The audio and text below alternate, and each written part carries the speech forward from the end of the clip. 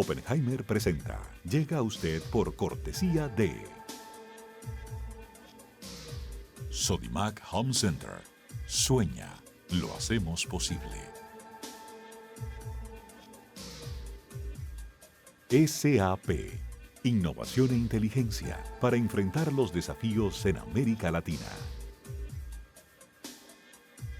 Arcos Dorados.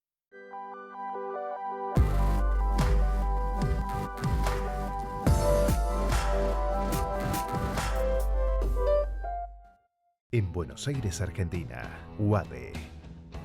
Una universidad con pasión por enseñar. UADE, una gran universidad. Ingresa en lacaja.com.ar, asegura tu auto y llévate un 15% de descuento por medio año. La Caja, así de simple.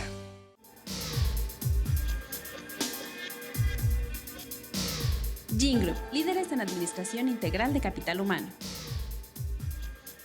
¿Sabías que según un estudio de la Universidad de Oxford, casi la mitad de los trabajos actuales podrían dejar de existir en 10 años?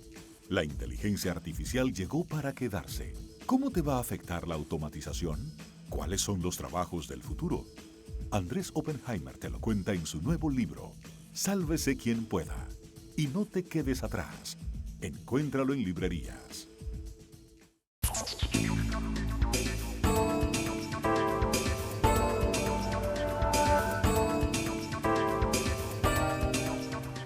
Hola, ¿qué tal? Soy Andrés Oppenheimer. Gracias por estar con nosotros. Hoy vamos a empezar el programa hablando con el autor de un libro sobre las pandemias que está en los primeros puestos de la tabla de bestsellers del New York Times y ha sido destacado, entre otros, por Bill Gates. Se trata del historiador estadounidense John Barry, que escribió el libro La Gran Gripe, la historia de la pandemia más mortal de la historia. Se trata de la gran pandemia de gripe española que arrasó con el mundo en 1918. Causó más de 50 millones de muertes desde ese entonces, según el Centro para el Control de Prevención de Enfermedades de Estados Unidos, lo que, ajustado a la población mundial de hoy, serían unas 220 millones de personas, según este libro. Le vamos a preguntar cómo compara esta pandemia con la actual, con la del coronavirus, y qué lecciones podemos aprender de la pandemia del 1918. Y después vamos a cambiar de tema. Vamos a hablar con el flamante ganador del premio Alfaguara de novela, el escritor mexicano Guillermo Arriaga. Arriaga, que también es guionista de Hollywood, escribió los guiones de películas muy famosas como Amores Perros y Babel, acaba de ganarse este premio de $175,000. Yo afronto la escritura de una película como si fuera una obra literaria. Pongo el mismo cuidado en el lenguaje, el mismo cuidado en las estructuras, corrijo una y otra vez. Ahí sé que hay quienes consideran que un escrito para cine es solamente una cuestión técnica. Yo creo que no es una cuestión técnica, creo que tiene que ser una cuestión literaria. Y más tarde en el programa, mi opinión sobre cuáles son los 3 países latinoamericanos que han sido más exitosos en la lucha contra esta pandemia. Se los voy a nombrar con nombre y apellido y vamos a analizar qué hicieron bien, por lo menos qué hicieron mejor que muchos otros. Empecemos con el historiador John Barry, cuyo libro sobre la pandemia de la gripe española de 1918 se ha convertido en un bestseller en Estados Unidos. Profesor Barry, gracias por estar con nosotros. Empecemos con el tema del día. ¿Cuáles son las principales lecciones que podemos sacar hoy de esta pandemia de gripe de 1918, también llamada la gripe española? Usted menciona, entre otras cosas, que los gobiernos no tienen que ocultar información sobre la pandemia. ¿Cómo es eso? Bueno, realmente hay 2 lecciones. La primera es que hay que decir la verdad. La gente, incluso en 1918, vivió una pandemia mucho más letal que esta, y fue mucho más aterrador. La gente pudo asimilar la gravedad de la situación en ese momento, y ciertamente puede manejarla ahora. Si no les dices la verdad, tampoco cumplirán con los consejos de salud pública. Y esa es la segunda lección. Cuando analizamos lo que pasó en 1918, encontramos que varias ciudades establecieron políticas y pautas de salud pública, como el distanciamiento social, el lavado de manos y el uso de máscaras. Esas cosas funcionan. y funcionaron en esas ciudades en 1918. Luego se convirtieron en política mundial y muy claramente podemos ver que han funcionado ahora en todos los lugares en donde se han implementado y en donde las personas cumplen con las recomendaciones. Si no las cumplen, no sirven de nada. Pero usted dice en su libro que en la pandemia de 1918 los líderes políticos de Estados Unidos minimizaron las malas noticias para no asustar a la población. ¿Es más o menos lo mismo que hemos visto ahora o no? Bueno, creo que no fue tanto para evitar que la gente entrara en pánico, sino porque estábamos en medio de una guerra. Y por supuesto, tenían miedo de que se desviara la atención del esfuerzo de la guerra y se afectaran los esfuerzos en ese sentido. Creo que fue más esa preocupación que la preocupación por el pánico que se pudiera generar. En este momento, estamos enfrentando en algunos países algo parecido, y no está claro si les preocupa el pánico que se pueda causar o perder una ventaja política. ¿Qué países, por ejemplo? Bueno, ciertamente me viene a la mente Estados Unidos y Brasil. Estados Unidos, por supuesto, porque la Casa Blanca se tomó las cosas en serio en un momento dado, incluso dijeron que estábamos en guerra con el virus, pero antes de esa declaración intentaron minimizarlo, trivializarlo. Dijeron que era un engaño del Partido Demócrata para socavar la administración de Donald Trump. Y después de que hicieron esa declaración y recomendaron cerrar el país, una vez más trataron de minimizar la amenaza. Pero también es cierto que la operación política en la Casa Blanca, los asesores de salud pública en la misma administración, el Instituto Nacional de Salud y el Centro para el Control de Enfermedades han dicho la verdad. Lo han tomado muy en serio y continúan haciéndolo. Brasil es probablemente incluso peor que Estados Unidos, en términos de lo que el presidente ha hecho allí. Creo que se ha referido al virus como algo que no es peor que el resfriado común o que es comparable a la gripe. Y esto no es comparable a la gripe. ¿México? ¿Qué pasa con México? ¿Lo pondría en esa categoría? Por lo que entiendo, México tampoco está haciendo un buen trabajo, pero no tengo muy claros los detalles ahí. He recibido correos electrónicos de personas que en realidad están bastante desesperadas en México y buscan asesoría. Como contexto histórico, señalemos que la pandemia de gripe de 1918 fue llamada incorrectamente la gripe española. ¿Por qué? Porque en ese momento, en la Primera Guerra Mundial, había una gran censura entre las partes en conflicto y España era un país neutral. Entonces la prensa española empezó a reportar sobre esta pandemia mientras que los países en guerra no lo hacían. Por eso fue llamada, repito, incorrectamente la gripe española, pero en realidad no surgió en España. Tenemos que ir a un corte. Cuando volvamos, vamos a preguntarle al doctor Barry sobre China, si él cree que China mintió, ocultó cifras sobre esta pandemia. Y más tarde en el programa, mi opinión sobre cuáles son los 3 países latinoamericanos que mejor hicieron las cosas en el combate a esta pandemia del coronavirus. No se vayan, ya volvemos. Sueña con ser el papá que tiene las herramientas para hacerlo todo. Busca, encuentra, compara. Descubre la que siempre habías querido. Ven a Sodimac Home Center y llévate una o llévatelas todas. Pruébalas, siéntelas. Compra las herramientas de un super papá sin que te supercueste. Y haz tus super proyectos. Encuentra más, ahorra más. Ven y haz más. Sodimac Home Center. Sueña, lo hacemos posible.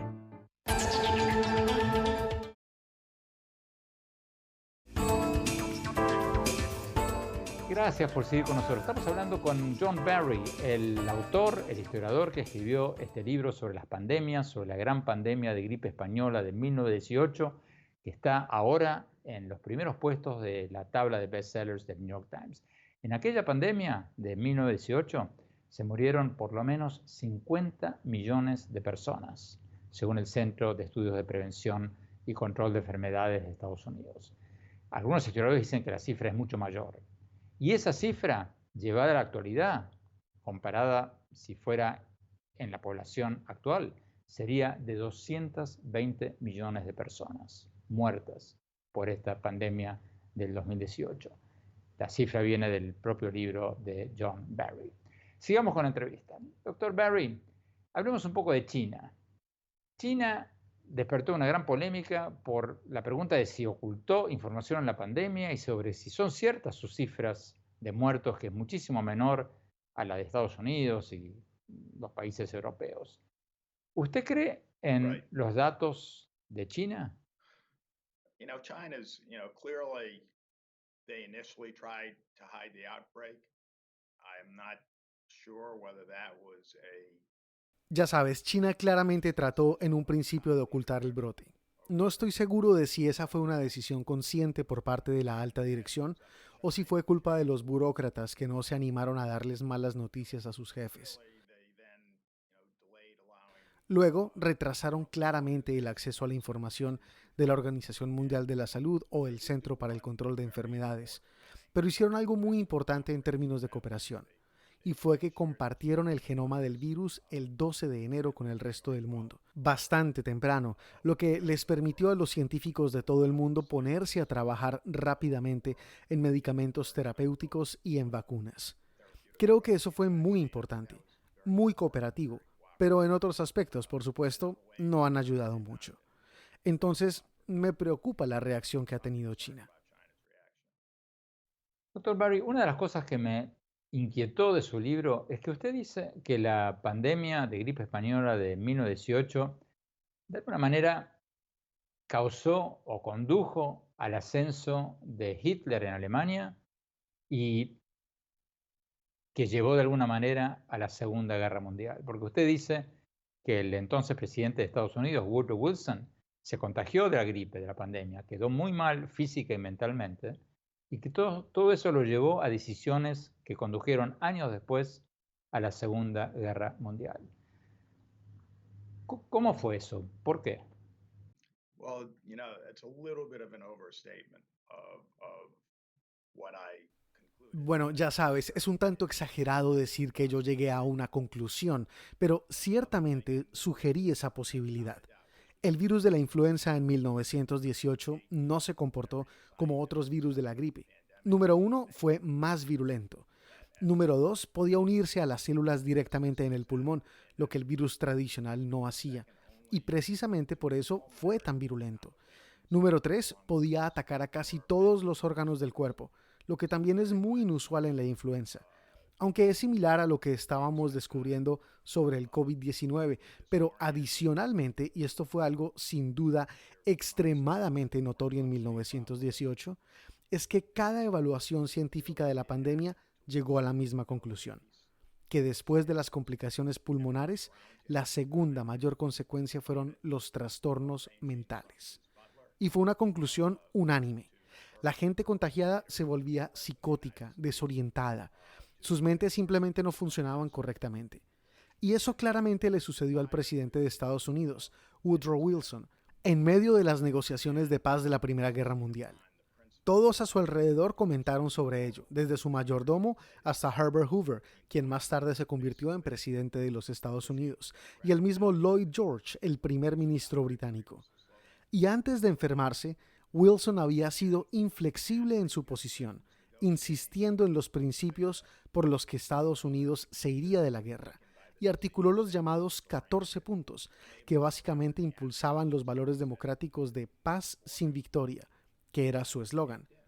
Y después de enfermarse, negociando desde su cama, enfermo, físicamente debilitado por la enfermedad, mentalmente desorientado, incapaz de recordar por la tarde lo que alguien había dicho al mediodía, Wilson cedió a su contraparte, el primer ministro francés Georges Clemenceau, al que le decían el tigre. Así que tuvimos a una persona debilitada mentalmente, desorientada, negociando con el tigre. No podemos decir con certeza de que fue a causa de la gripe, pero podemos decir que Wilson era inflexible y se mantuvo firme en sus principios antes de enfermarse y cedió después de enfermarse. Y casi todos los historiadores piensan que el tratado que el propio Wilson dijo que no habría firmado si fuera alemán, contribuyó al surgimiento de Hitler. Y por supuesto, es bastante claro, a la Segunda Guerra Mundial. ¿Usted cree que esta pandemia, la actual, podría desencadenar una nueva guerra mundial como la de entonces? Certainly not. I don't see there's any indication of that. Ciertamente no, no veo ninguna indicación de ello. Quiero decir, esta es una pandemia muy grave, pero no se parece en nada a la de 1918. Sin embargo, no hay que tomarla a la ligera.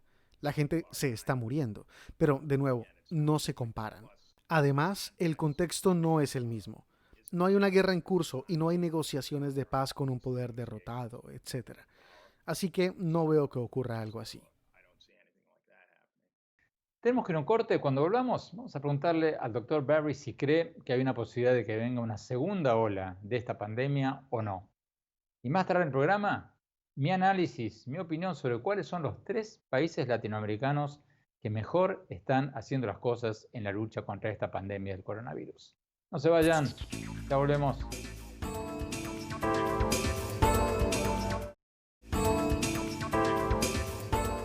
Gracias por seguir con nosotros. Estamos hablando con el historiador John Barry, cuyo libro sobre la gran pandemia de influenza, la gran gripe española de 1918, está en los primeros puestos de la tabla de bestsellers del New York Times.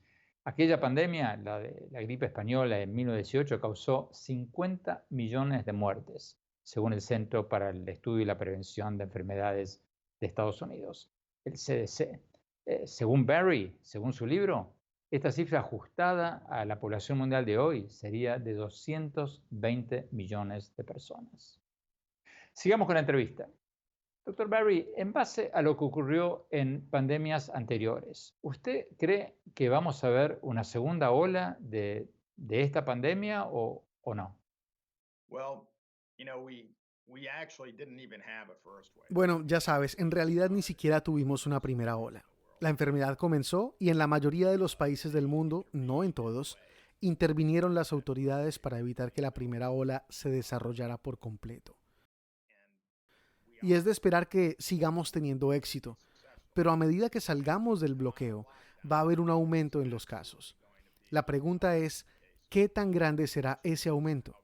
Si mantenemos el distanciamiento social, el lavado de las manos, el uso de las mascarillas, si hacemos suficientes pruebas, si hacemos un rastreo del contagio, entonces podremos mantenerlo controlado. Si no hacemos eso, si la gente se descuida, entonces creo que todavía tenemos la posibilidad no solo de una segunda ola, sino de una segunda ola muy explosiva, que podría hacer ver a la primera ola como una muy pequeña. ¿Pero estamos haciendo todo eso o no? Porque en Estados Unidos estamos reabriendo la economía. ¿No es demasiado pronto para reabrir la economía? Parece que a otros países les está yendo mejor que a Estados Unidos. Está por verse, hay muchas señales cruzadas. La gente ha estado encerrada durante un par de meses y sí, tengo serias preocupaciones. Si reabrimos la economía muy pronto, es algo que sabremos en 3 o 4 semanas. O en realidad en 4 o 5 semanas probablemente. ¿Usted cree que esta pandemia del coronavirus va a llevar al mundo a un mundo de más nacionalismos, de más aislacionismo, o por el contrario, que va a convencer a los países de que estos problemas mundiales como las pandemias, el cambio climático requieren soluciones globales y va a llevar a un retorno o a un resurgimiento de la globalización?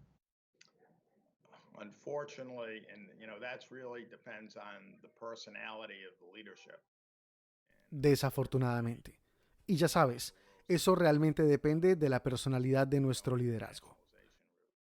Y desafortunadamente, muchos de los líderes mundiales parecen estar yendo por la ruta del nacionalismo.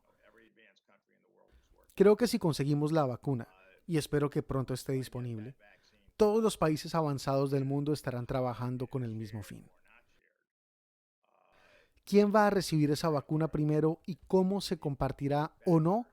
Puede ser un factor importante en si vamos por la ruta cooperativa o no en la comunidad científica.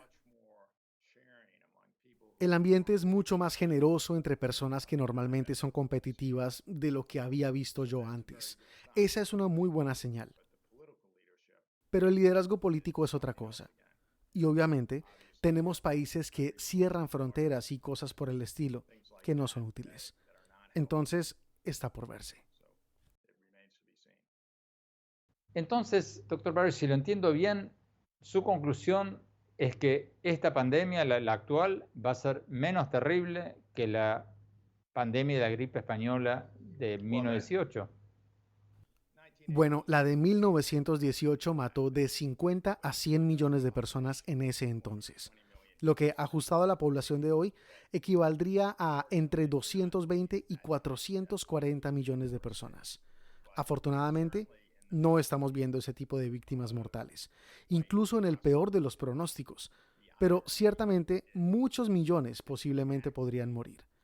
La ironía es que en realidad podemos controlar lo que nos sucede en gran medida con medidas de salud pública.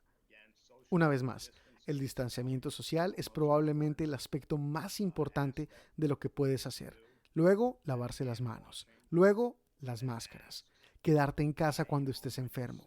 Si tienes el menor síntoma, debes quedarte en casa. Eso es muy importante. Si seguimos estas pautas, tendremos una gran influencia sobre el número de personas que van a morir en esta pandemia. Doctor Barry, muchas gracias por esta entrevista. Tenemos que ir a un corte. Cuando hablamos, vamos a hablar con el escritor mexicano Guillermo Arriaga, flamante ganador del premio Alfaguara, premio de novela Alfaguara. Y después, mi opinión sobre cuáles son los 3 países latinoamericanos que mejor están haciendo las cosas en esta lucha contra el coronavirus. No se vayan, ya volvemos.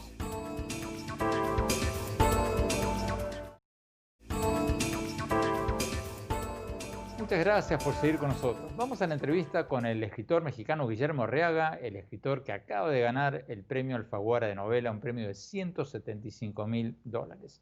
La novela que ganó, la novela que escribió, se llama Salvar el Fuego. Arriaga es un conocido guionista de Hollywood. Ha sido el guionista, entre otras, de películas famosas como Babel y como Amores Perros. Y ahora acaba de ganar este premio. Veamos lo que nos dijo.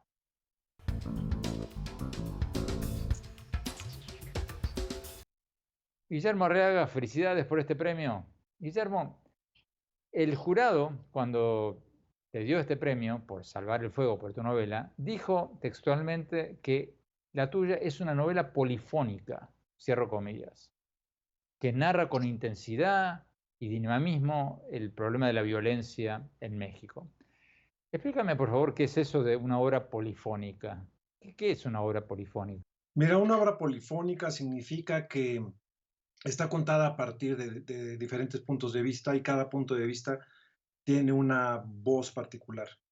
Está narrada en primera persona por Marina, que es una coreógrafa casada de 38 años, que es heredera de una gran fortuna, tiene 3 hijos y ella tiene una compañía de danza contemporánea. Entonces ella narra en primera persona como una mujer de educación, de alta educación, con recursos, un lenguaje pulido. Hay una tercera persona, un narrador omnisciente, que cuenta la historia de José Cuauhtémoc, que es un homicida condenado a 50 años de prisión, y lo narra en slang fronterizo y en caló de la Ciudad de México. Y por último, una segunda persona, que es Francisco Cuitlagua, que le está hablando de tú al padre en la tumba, le está diciendo, papá, tú hiciste esto, papá, tú veniste de acá, y mantiene un diálogo con el cadáver de su padre en la tumba. En el libro, Guillermo, manejas varios lenguajes. Hay partes que están escritas en un lenguaje muy culto, otras partes donde vemos un lenguaje muy de barrio, otras en Spanglish, en una mezcla de inglés y español. ¿En qué te inspiraste para escribir en todos estos idiomas o en todas estas variaciones del idioma? Yo vi algo de Tom Wolfe, del escritor estadounidense. ¿Hay algo de eso o de quién? Mira, yo creo que más bien mi inspiración ha sido la vida. Yo crecí orgullosamente en este barrio, Unidad Modelo, y en la Unidad Modelo pues empecé a ganar una serie de historias, gente que ha estado en la cárcel, que te cuenta qué ha sucedido, y luego viajo mucho a la frontera, voy unas 5 o 6 veces a la frontera desde que soy niño, desde los 12 años he estado yendo de manera constante a la frontera, entonces pues fui recopilando historias a lo largo de la vida y esa ha sido fundamentalmente la inspiración para contar esta novela. Tu libro habla mucho sobre la violencia en México. El año pasado se reportaron más de 34.000 muertes en actos de violencia en México, un récord histórico. ¿Tú crees que la violencia en México está avanzando o retrocediendo? Yo creo que la violencia en México no ha cedido. Desafortunadamente está creciendo en estos momentos. Creo que hay problemas estructurales que tenemos que resolver para que la violencia disminuya. Yo te diría que es necesario reformar el sistema judicial. No es posible que el 97% o más de los homicidios queden impunes. Tenemos que limpiar de corrupción. Yo a mi juicio creo que hay que legalizar las drogas. Creo que ya nos dimos cuenta que es una batalla perdida y creo que hay que crear condiciones de oportunidades para la gente, sobre todo en las áreas rurales. Tenemos que ir a un corte. Cuando volvamos, seguimos hablando con el escritor mexicano Guillermo Arriaga, el flamante ganador del premio Alfaguara. Y después, mi opinión sobre cuáles son los 3 países latinoamericanos que mejor hicieron las cosas en este combate contra la pandemia del coronavirus. No se vayan, ya volvemos.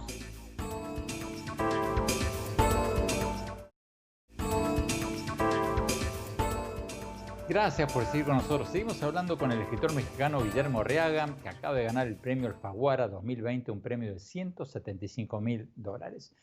Arriaga es un conocido guionista de Hollywood. Escribió, entre otros, los guiones de películas famosas como Amores Perros y Babel. Sigamos viendo la entrevista.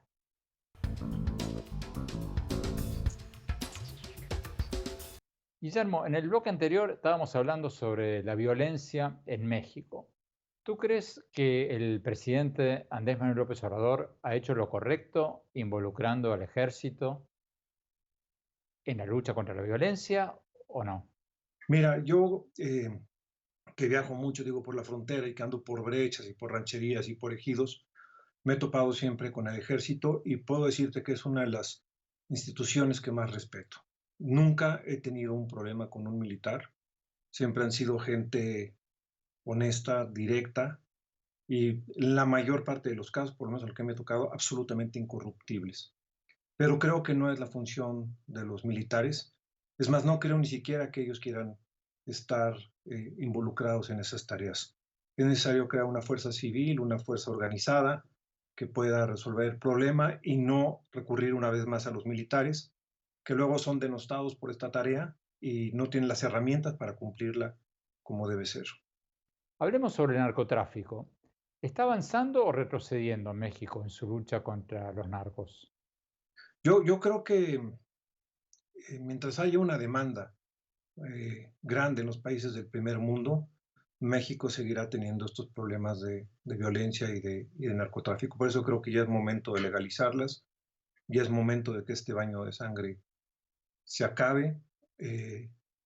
Y sí creo que hay muchos intereses que están impidiendo esta decisión tan fundamental que se debe tomar. ¿Concretamente? Sí, yo creo que la legalización de las drogas. Pero concretamente, ¿qué intereses? Bueno, pues yo creo que hay mucho dinero involucrado, hay muchos políticos involucrados. Platicando con productores americanos que me han dicho siempre que quieren hablar de los cárteles mexicanos, digo, ¿qué sucede con la droga en los Estados Unidos? ¿Quién se queda con ese porcentaje enorme entre el kilo de cocaína que coloca uno en El Paso, Texas, a que llegue a Washington, a Oregon, a Wyoming? Entonces, hay que preguntarnos quién está impidiendo que se legalice, ¿Qué sucede detrás de esto que no se legaliza? ¿Qué intereses hay? Yo no los tengo claros, no soy periodista, pero me imagino que debe haber intereses muy poderosos para que un negocio de este tamaño no permanezca prácticamente intocado. Volviendo al libro, Guillermo, el lanzamiento del libro por esta pandemia tuviste que hacerlo por las redes sociales, ¿verdad? Lo hiciste básicamente por Twitter. Mira, pues fue una situación pues a la que hay que adaptarse.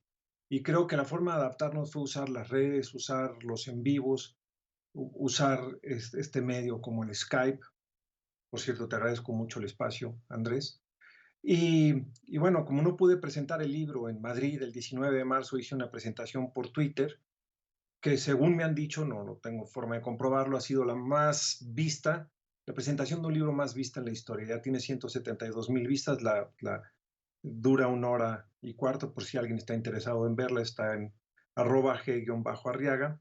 Y he tenido muchos en vivos, Facebook, Instagram, cosas que jamás había usado, grabar muchos videos. Yo no soy de selfies, entonces grabar videos tú hablando a tu celular es muy extraño, o hablarle a un iPad, como es el caso de la presentación del libro. Yo estaba hablándole a un iPad y solo te das cuenta que hay una reacción del público por las preguntas que aparecen abajo de la pantalla, pero hay que adaptarse. Yo espero que terminando la pandemia pueda yo hacer la gira que tanto anhelo, ¿no? Tenía que ir a Argentina, a Chile, Uruguay, Perú, Ecuador, Panamá, Guatemala, Estados Unidos, España, Colombia.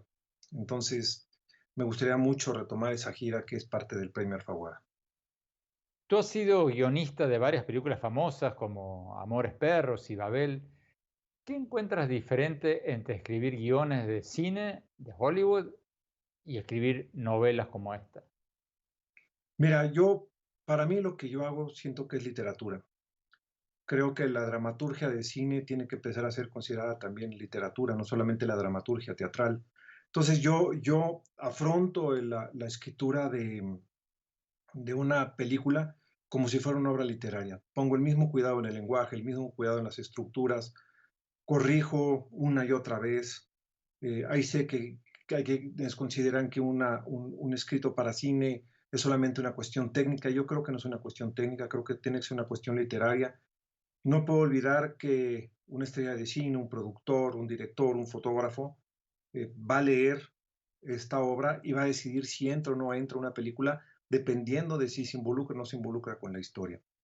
Entonces yo abordo la escritura como si fuera una pieza literaria. Finalmente, Guillermo, ¿quiénes son los autores en que te inspiras más para escribir tus novelas? Sí, mira, yo creo que hay dos escritores que para mí son fundamentales, que me enseñaron que hay dentro de una historia y una estructura que hay que descubrir. Fueron en primera instancia William Faulkner, que creo que para mí es el escritor más importante de los Estados Unidos en el siglo XX, y Juan Rulfo. Juan Rulfo, con lo que hizo en Pedro Páramo y en Llano en Llamas, es una medida a seguir. Si te hablo de otros escritores que me han influenciado grandemente, podría decirte Stendhal, Dostoyevsky, Tolstoy, Pío Baroja, por supuesto, Borges, Martínez Guzmán, Hemingway. Estos son escritores que me han influenciado y son escritores que creo que hacen que la historia prevalezca antes que hacer un experimento formal. Si hace un experimento formal es para contar una historia. ¿Y de los escritores vivos, contemporáneos? De los escritores contemporáneos hay varios que me han gustado mucho. Pedro Juan Gutiérrez es uno de ellos, el escritor cubano. Creo que su literatura es descarnada, es poderosa. Mircea Cartarescu, el rumano, también me parece un gran escritor. Samantha Schweblin, Mariana Enríquez, Selva Almada en Argentina, estas jóvenes escritoras también. En México hay una nueva escritora, Aura Shilonen, que escribió Campeón Gabacho, que la recomiendo. Julián Herbert, también en México. Guadalupe Nettel, Fernanda Melchor, creo que son escritores que vale la pena leer ahora. Tenemos que ir a un corte. Cuando hablamos, mi opinión sobre cuáles son los 3 países latinoamericanos que mejor han hecho las cosas en la lucha contra la pandemia del coronavirus. Se los voy a nombrar. No se vayan, ya volvemos.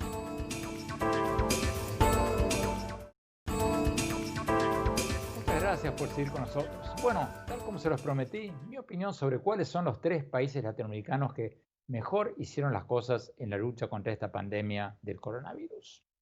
En base a los datos del Centro de Recursos sobre Coronavirus de la Universidad Johns Hopkins, que mide los casos de contagios y muertes de coronavirus en todo el mundo, Creo que hay 3 países de la región que hicieron las cosas bien, o por lo menos mejor que los demás. Estos 3 países son Paraguay, Costa Rica y Uruguay. Tienen tasas de mortalidad de coronavirus que están entre las más bajas del mundo, parecidas a las de Corea del Sur o Nueva Zelanda. Fíjense los datos. Paraguay tiene una tasa de mortalidad de coronavirus de 0.1 muertes por 100.000 habitantes. Costa Rica, 0.2 muertes por 100.000 habitantes. Uruguay, 0.6 muertes por 100.000 habitantes. Claro, hay otros países como Venezuela y Nicaragua que también reportan cifras bajísimas de muertes de coronavirus, pero la mayoría de los expertos no creen en la veracidad de sus cifras. Entonces, ¿qué han hecho de bien Paraguay, Costa Rica y Uruguay? El caso de Paraguay es más fácil de explicar porque Paraguay es un país relativamente aislado, que ya tenía pocos vuelos internacionales antes de la pandemia, y bueno, eso, entre otras cosas, ayudó a prevenir contagios del extranjero. El caso de Costa Rica y Uruguay es más interesante, porque son países que no impusieron cuarentenas totales, draconianas, sino que hicieron cuarentenas parciales o voluntarias. Actuaron desde muy temprano, implementando test masivos de coronavirus, y sus presidentes usaban máscaras casi siempre o muchas veces que se presentaban en público. Al contrario de lo que hizo Trump en Estados Unidos, o Bolsonaro en Brasil, o López Obrador en México, cuyos gobiernos exhortaban a la gente a usar máscaras, pero ellos no lo hacían. Los presidentes de estos 3 países sí usaron máscaras faciales muchas veces cuando se presentaban en público. Y los resultados están a la vista. Mientras que Estados Unidos tiene una tasa de muerte de coronavirus de 30 personas, 30 muertes por 100.000 habitantes, y Brasil de 11, Costa Rica, Paraguay y Uruguay tienen tasas de mortalidad de coronavirus de menos de 1 muerte por 100.000 habitantes. Eso y la actuación temprana de ellos ante esta pandemia hizo la diferencia. Ojalá pudiéramos decir lo mismo de muchos otros presidentes. Bueno, se nos acabó el tiempo. Muchas gracias por habernos acompañado. Los invito, como siempre, a visitar mi blog sobre política, economía, tecnología e innovación en el sitio web andresopenheimer.com. También los invito a visitar mi página de Facebook, Andrés Oppenheimer, mi Twitter, @OppenheimerA, y también en Instagram, Andrés Oppenheimer Oficial. Gracias por habernos acompañado. Cuídense mucho. Hasta la semana próxima. Oppenheimer presenta. Llega a usted por cortesía de Sodimac Home Center. Sueña, lo hacemos posible. SAP. Innovación e inteligencia para enfrentar los desafíos en América Latina. Arcos Dorados.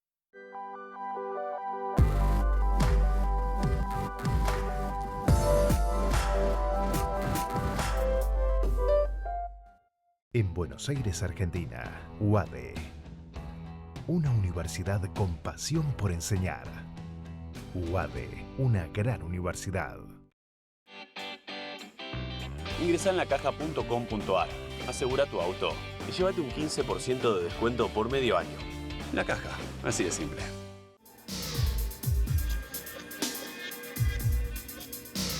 Gin Group, líderes en administración integral de capital humano.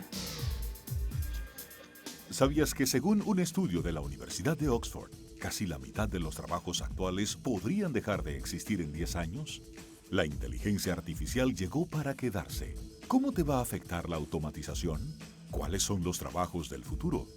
Andrés Oppenheimer te lo cuenta en su nuevo libro, Sálvese quien pueda. Y no te quedes atrás.